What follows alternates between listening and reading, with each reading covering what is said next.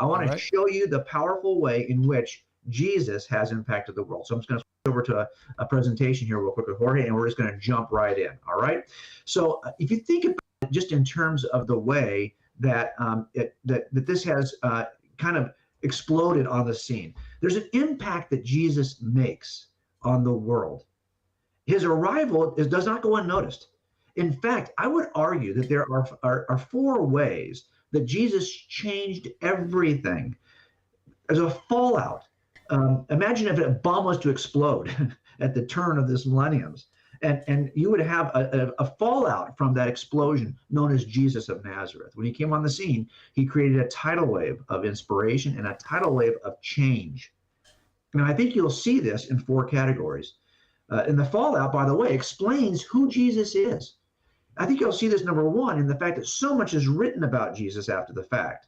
You'll also see that so much inspiration, that's what we're going to talk about today. You'll also see that education and science is forever changed by the arrival of Jesus of Nazareth, and that every other worldview, theistic worldview, ends up bending its knee to Jesus of Nazareth as well. But all we're going to do today is just talk about this one section here, which is imagination.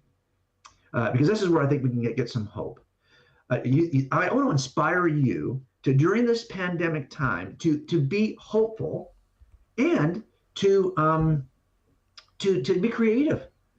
I see this all the time right now. I was watching a video yesterday of a young lady who owns a hairstyle shop, and she's a hairstylist, and she's trying to be creative about how to reopen given her conditions there in her state.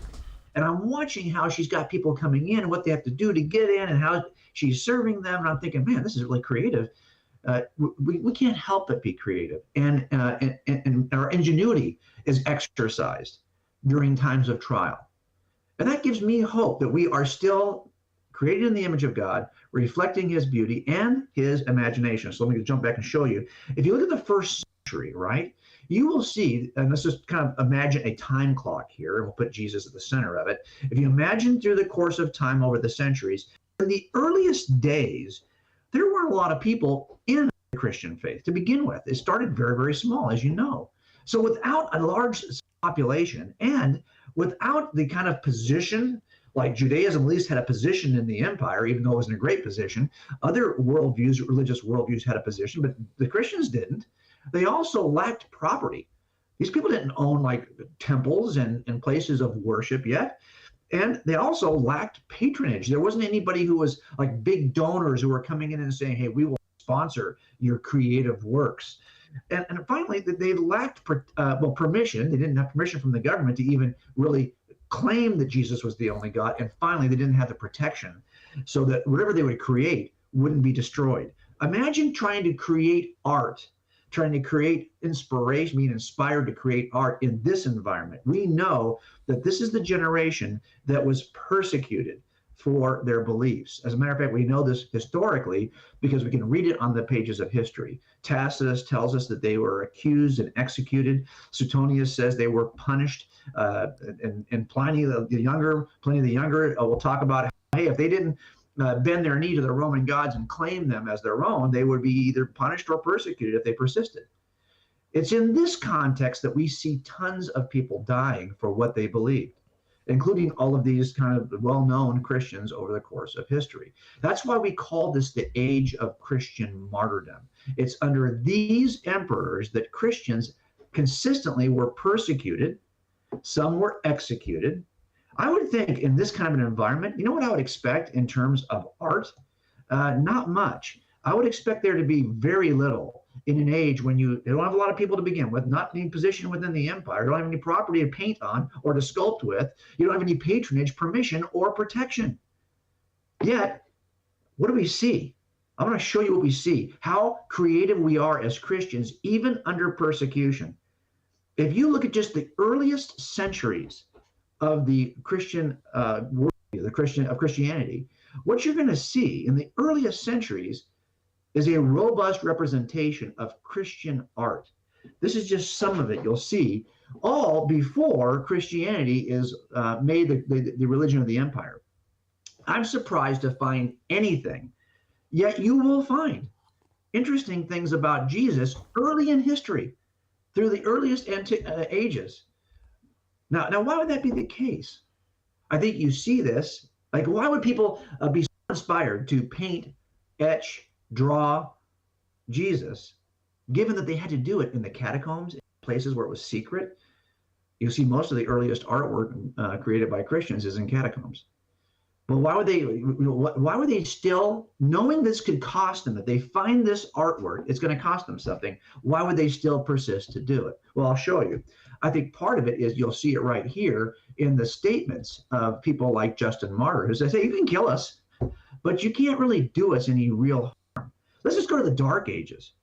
What do you see? You see an explosion. The Dark Ages were not dark from a Christian art perspective. They weren't. They were robustly full and complete with images. These are the most famous images that I'm bringing to you from just the Dark Ages. And if you go one more step to the Renaissance, of course, you have an explosion of art driven, because now by this time you have position, you have property, you have patronage, you have protection and permission. So now we see an explosion. Now we actually have walls and churches to adorn. Now, the reason why I'm sharing this with you is because I became interested in this because before I became a cold case detective, and most of you know my work, I work as a cold case detective in Los Angeles. That's how I became a Christian, studying the evidence for Christianity, like a cold case detective would do. But before I became a detective, my background is in design, my bachelor's degree, and then my master's degree is in architecture. So I'm very interested in the history of art and architecture. Also, I was a musician for a number of years, and we played on worship teams, all that stuff. This stuff, I find the creative aspect of who we are, I've always tried to incorporate into my case making, which is why I try to make this visual for you. Let's go back. This is the Renaissance, okay? A lot of stuff going on. But even in the modern era, in which you might think is pretty secular, right? And you might think, well, you know, that what's really happening in the modern era? Is anything happening in the modern era? Yeah. As a matter of fact, a ton is happening in the modern era. It's not as though, even though we're in a secular environment, it's not as though this impacts a number of people who are painting about Jesus. And by the way, you might think, oh, well, Jim, you're just bringing up the history of Western art. Well, you know, let me show you. Actually, if you have an A to Z of all of the countries in the world, you will see that Jesus is painted in all of them A to Z. Now, what's interesting about that is, as you look at this collection of art, you will see that it is very different culturally, one item to the next. In other words, the styles of art, the way they're painted, the materials they're using, the representations of Jesus are contextualized for every country. So here's everything from Argentina to Zimbabwe. And you will see that Jesus is represented more than any other figure who ever lived. In every epic period of history, every epic period of Christian, of art history, and in every country in which art is being done. That's a huge impact. I think about that for a second. He is the most inspirational figure, really, not in the world, in the entire world, not just in the West, in the world. And think about this. There's a lot of other deities that people worship and were actually worshipped both before and after Jesus. Well, guess what? None of these are as represented in art in any context as Jesus. Jesus captures all of it.